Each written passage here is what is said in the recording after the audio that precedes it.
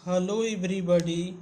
Lockdown की इस स्थिति में आशा है कि आप सभी जहां कहीं होंगे सुरक्षित और स्वस्थ होंगे। सरकार द्वारा जारी एडवाइजरी का पालन करते होंगे। जैसा कि आपको ज्ञात है, डाइट के माध्यम से ऑनलाइन क्लासेस आपके प्रारंभ हो चुके हैं। पूर्व में हमने शिक्षा की उत्पत्ति, विभिन्न परिभाषाएं, शिक्षा की प्रकृति एवं उसके प्रकार और उद्देश्यों पर चर्चा कर चुके हैं। आज हम शिक्षा की पृष्ठभूमि के विषय में अध्ययन करेंगे। सर्वप्रथम प्राचीन काल में जो शिक्षा व्यवस्था थी उसके बारे में अध्ययन करेंगे। प्राचीन कालीन शिक्षा व्यवस्था को हम दो भागों में बांटते हैं। पहला है गुरुकुल शिक्षा व्यवस्था या वैदिक कालीन शिक्षा व्यवस्था, दूसरा है बौद्धकालीन शिक्षा व्यवस्था। तो हम गुरुकुल शिक्षा व्यवस्था के बारे में चर्चा करेंगे। नाम से ही स्पष्ट है, गुरुकुल। गुरुकुल शिक्षा व्यवस्था में शिष्य को गुरुकुल में जा कर के शिक्षा ग्रहण करनी होती थी। गुरुकुल को गुरुगृह भी कहा जाता था। शिक्षा ग्रहण करने जाने से पूर्व शिष्यों का उपनयन संस्कार होता था। उपनयन संस्कार के बाद बालक ब्रह्मचर्य का पालन करते हुए गुरुगृह में जाकर के शिक्षा ग्रहण करते थे। गुरुगृह या आश्रमों में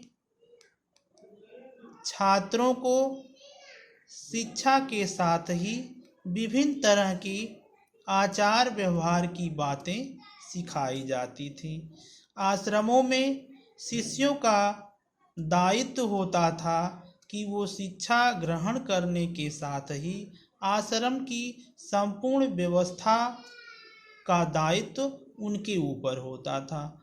वो आश्रम की भोजन की व्यवस्था करना, भोजन बनाने के लिए लकड़ियों की व्यवस्था करना, आश्रमों में पलने वाले पशुओं की सेवा करना, गुरु की आज्ञा मानना, गुरु की सेवा करना और आश्रम के जो मान्य नियम थे उसके अनुसार रहना। वास्तव में आश्रम में किसी भी शिष्य के साथ किसी भी तरह का मतभेद नहीं किया जाता था।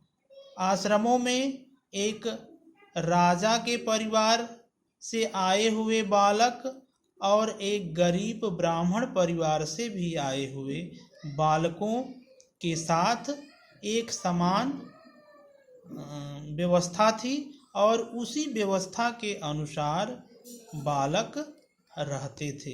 ये नियम सबके ऊपर लागू होते थे। प्राचीन काल में शिक्षा की कुछ संस्थाएं थीं, जैसे टोल, चरण, घटिका, परिषद, गुरुकुल और विद्यापीठ। वैदिक कालीन भारत में शिक्षा के कुछ प्रमुख केंद्र हुआ करते थे। उसमें उल्लेख मिलता है तक्षशिला का। तक्षशिला गांधार राज्य की राजधानी हुआ करती थी और वैदिक कालीन शिक्षा की प्रमुख केंद्र में इसका नाम आता है। कैकेय मध्य भारत में ये कैकेय राज्य की राजधानी थी। मिथिला का पूरा नाम विदेह है। ये राजा जनक की नगरी भी मानी जाती है और प्रमुख शिक्षा की केंद्र भी थी। कांची पल्लव राज्य की राजधानी थी। काशी 7वीं शताब्दी ईस्वी पूर्व में काशी उत्तर भारत में शिक्षा का प्रमुख केंद्र थी और प्रयागराज। शिक्षा के प्रमुख केंद्रों के बाद हम अब चर्चा करेंगे वैदिक कालीन शिक्षा के प्रमुख उद्देश्य के बारे में। वैदिक कालीन शिक्षा व्यवस्था के प्रमुख कुछ उद्देश्य थे। इसमें है ज्ञान और अनुभव पर बल। वैदिक कालीन शिक्षा शिष्य के ज्ञान और अनुभव पर बल देती थी। ज्ञान के साथ साथ ये अनुभव आधारित शिक्षा भी प्रदान करती थी। चित्त वृत्तियों का विरोध। चित्त वृत्तियों के विरोध से आशय है कि शिष्यों में उनकी जो स्वाभाविक आदतें हैं उसके स्थान पे उनके अंदर आध्यात्मिकता का विकास करना। चरित्र का निर्माण। गुरुकुलों में बालकों को ज्ञान के साथ ही साथ आचरण एवं व्यवहार की शिक्षा दी जाती थी। हर बालकों को किसके साथ कैसा व्यवहार करना चाहिए इसकी भी शिक्षा प्रदान की जाती थी। व्यक्तित्व का विकास। बालक के व्यक्तित्व के संपूर्ण विकास पर भी बल दिया जाता था। शिक्षा के साथ साथ बालकों के बहुत सारे उत्तरदायित्व होते थे और उन्हें नेतृत्व दिया जाता था किसी कार्य को करने के लिए।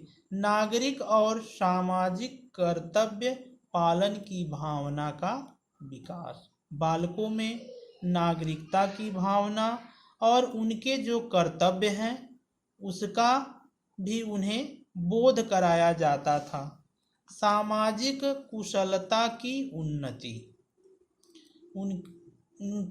उनको गुरुकुलों में शिक्षा के साथ साथ सामाजिक रूप से कुशल बनाया जाता था। उनका परिचय समाज की विभिन्न स्थितियों से होता था। वास्तव में गुरुकुलों के जो नियम थे वो सबके लिए समान हुआ करते थे। उसमें किसी के साथ किसी प्रकार का भेद नहीं किया जाता था, जिससे शिष्यों में समानता का भाव जागृत होता था और वो समाज की विभिन्न स्थितियों से अवगत होते थे। राष्ट्रीय संस्कृति का संरक्षण और प्रसार। गुरुकुल शिक्षा के माध्यम से हमारे राष्ट्र की जो संस्कृति थी उसका संरक्षण पे बल दिया जाता था और उसका प्रसार भी किया जाता था। वैदिक कालीन शिक्षा में गुरु शिष्य संबंध। वैदिक कालीन शिक्षा में गुरु का शिष्य के साथ जो संबंध था वो मधुर था। गुरु और शिष्य पिता पुत्र के समान थे। शिष्यों का कर्तव्य था कि वो गुरुओं की आज्ञा का पालन करें, उनके द्वारा दिए गए निर्देशों, सुझावों और आदेशों के अनुसार शिक्षा ग्रहण करें, अपने आचार, व्यवहार और विचार को बनाए रखें। वैदिक कालीन शिक्षा व्यवस्था में स्त्री शिक्षा। वैदिक कालीन शिक्षा में स्त्रियों को भी शिक्षा ग्रहण करने से रोका नहीं गया है। उल्लेख मिलता है कि उस समय बहुत सारी विदुषी महिलाएं थीं, जैसे विश्ववरा घोष, अपाला, मैत्रेयी, लोपामुद्रा आदि। इसके अध्ययन के आधार पे ये निष्कर्ष निकलता है कि स्त्रियों की शिक्षा पर भी किसी तरह का कोई प्रतिबंध नहीं हुआ करता था। दूसरा है बौद्धकालीन शिक्षा। बौद्धकालीन जो शिक्षा थी वो बौद्ध मठों, विहारों अथवा संघों के माध्यम से प्रदान की जाती थी। यही मठ एवं विहार शिक्षा के केंद्र हुआ करते थे, जो कालांतर में विश्वविद्यालयों का रूप ले लिए। शिक्षा के प्रमुख केंद्र बौद्धकालीन शिक्षा व्यवस्था में भी बहुत सारे शिक्षा के प्रमुख केंद्र थे, जिसमें तक्षशिला विश्वविद्यालय का नाम आता है, नालंदा विश्वविद्यालय, विक्रमशिला विश्वविद्यालय, वल्लभी और ओदंतपुरी। तक्षशिला के बारे में हमने पूर्व में चर्चा की है कि यह गांधार राज्य में स्थित थी और राजा भरत ने अपने पुत्र के नाम पर इसका नाम रखा था, जिसका नाम तक्ष था। तक्ष के नाम पे ही इसका नाम तक्षशिला पड़ा था। नालंदा विश्वविद्यालय ये प्राचीन विश्वविद्यालयों में इसका नाम आता है और ये पटना से 40 मील दूर राजगृह में बनवाया गया था। विक्रमशिला विश्वविद्यालय धर्मपाल द्वारा इसे बिहार राज्य में स्थापित किया गया था। वल्लभी यह विश्वविद्यालय काठियावाड़ में स्थित था। ओदंतपुरी यह मगध राज्य में स्थित था। अब हम चर्चा करेंगे बौद्धकालीन शिक्षा के उद्देश्य। बौद्धकालीन शिक्षा का प्रमुख उद्देश्य था धार्मिकता का विकास। शिष्यों में धार्मिक भावना का विकास करना, जैसे कि बौद्ध धर्म के जो मान्य नियम थे उसके अनुसार आचरण करना, सत्य और अहिंसा का पालन करना, अपरिग्रह और निंदा, चोरी इत्यादि न करना। चरित्र का निर्माण बौद्धकालीन शिक्षा व्यवस्था में भी जो शिष्य होते थे उन्हें चरित्रवान बनाने की प्रेरणा दी जाती थी। उनसे ये आशा की जाती थी कि उनके आचार व्यवहार विचार एक चरित्रवान व्यक्ति के समान हो। व्यक्तित्व का विकास तीसरा उद्देश्य इस बौद्धकालीन शिक्षा व्यवस्था का था कि बालक अथवा शिष्य के व्यक्तित्व का विकास हो सके। सामाजिक कर्तव्यों पर बल। बौद्धकालीन जो शिक्षा थी वो मठों में संघों के माध्यम से दी जाती थी और बहुत सारे सामाजिक कर्तव्यों को पूरा करने के लिए भी बौद्ध भिक्षुओं अथवा शिष्यों को प्रदान किया जाता था। कला कौशल एवं व्यवसायों की शिक्षा। बौद्धकालीन शिक्षा व्यवस्था में धर्म की शिक्षा के साथ साथ कला कौशल और विभिन्न प्रकार के व्यवसायों की भी शिक्षा दी जाती थी। राष्ट्रीय संस्कृति का संरक्षण एवं विकास। हमारे राष्ट्र की जो संस्कृति है उन संस्कृतियों को हम कैसे संरक्षित रख सकें, इसके बारे में भी बौद्ध भिक्षुओं अथवा बौद्ध शिष्यों को बताया जाता था और उनसे ये आशा की जाती थी कि ये अपने राष्ट्र की जो संस्कृति है उसका संरक्षण करेंगे।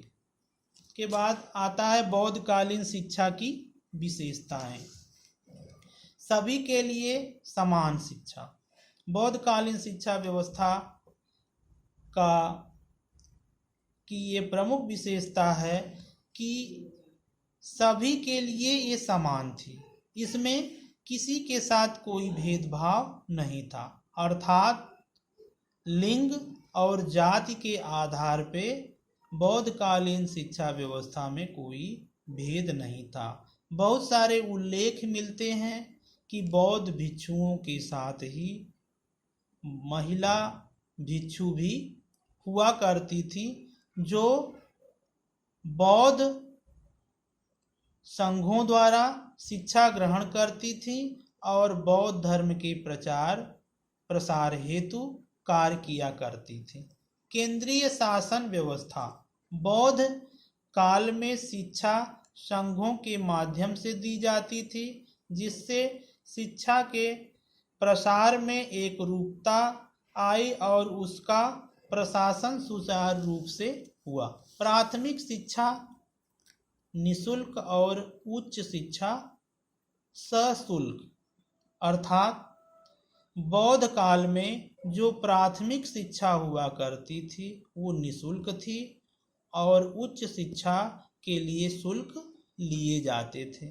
शिक्षा का व्यापक उद्देश्य मनुष्यों के ज्ञान की वृद्धि, समाज सेवा का पाठ पढ़ाया जाता था, चरित्र निर्माण, कला कौशल एवं संस्कृति को जीवित रखने पर बल दिया जाता था। शिक्षा का माध्यम। बौद्धकालीन शिक्षा का माध्यम लोक भाषा पाली हुआ करती थी। पाली भाषा में ही बौद्ध काल में शिक्षा दी जाती थी। गुरु शिष्य का अनुशासित जीवन। बौद्धकालीन शिक्षा व्यवस्था में गुरु और शिष्य दोनों का जीवन बहुत ही अनुशासित था और बहुत ही संयमित रहते हुए शिक्षा ग्रहण करते थे शिष्य, और गुरु के लिए भी कठोर नियम हुआ करते थे। गुरु और शिष्य के बीच प्रगाढ़ संबंध। गुरु और शिष्य के बीच प्रगाढ़ संबंध हुआ करते थे। संबंध गुरु और शिष्य के वैदिक काल के समान ही पुत्र और पिता जैसे थे। गुरुओं का आदर करना शिष्यों का दायित्व हुआ करता था। स्त्रियों के लिए समान शिक्षा। बौद्धकालीन शिक्षा व्यवस्था की एक प्रमुख विशेषता यह है कि पुरुषों के समान ही स्त्रियों को भी समान शिक्षा प्राप्त करने का अधिकार था। अब हम चर्चा करेंगे बौद्धकालीन शिक्षा की शिक्षा पद्धति पे। बौद्धकालीन शिक्षा में मौखिक शिक्षण पद्धति थी। मौखिक शिक्षण पद्धति के साथ साथ प्रश्नोत्तर, वाद विवाद तथा व्याख्या पद्धति का भी उल्लेख मिलता है। देशाटन तथा प्राकृतिक निरीक्षण विधि का भी इस्तेमाल होता था, जिसमें बौद्ध शिष्य या भिक्षु देशाटन करते थे। बहुत सारे प्राकृतिक स्थानों का वो निरीक्षण करते थे। पुस्तक पर आधारित अध्ययन। इस काल में जो शिक्षण व्यवस्था थी वो पुस्तकों पर भी आधारित थी। निरीक्षण, प्रवचन तथा सम्मेलन विधि। निरीक्षण के माध्यम से, प्रचलन के माध्यम से और सम्मेलन के माध्यम से भी शिक्षा व्यवस्था संचालित होती थी। आज हमने वैदिक कालीन और बौद्ध कालीन दोनों शिक्षा व्यवस्थाओं पर अध्ययन किया। अब आपके लिए डीएलएड परीक्षा की दृष्टि से कुछ महत्वपूर्ण प्रश्न हैं जो आपसे परीक्षाओं में पूछे जा सकते हैं। जैसे बौद्ध कालीन शिक्षा पद्धति की विशेषता क्या थी? बौद्ध काल में शिक्षा के प्रमुख केंद्र कौन कौन थे? बौद्धकालीन शिक्षा के उद्देश्य क्या थे? वैदिक कालीन शिक्षा व्यवस्था क्या थी? गुरुकुल क्या था? बौद्ध कालीन शिक्षा व्यवस्था में स्त्री शिक्षा का क्या स्थान था? वैदिक कालीन शिक्षा व्यवस्था की विशेषता का उल्लेख कीजिए। धन्यवाद।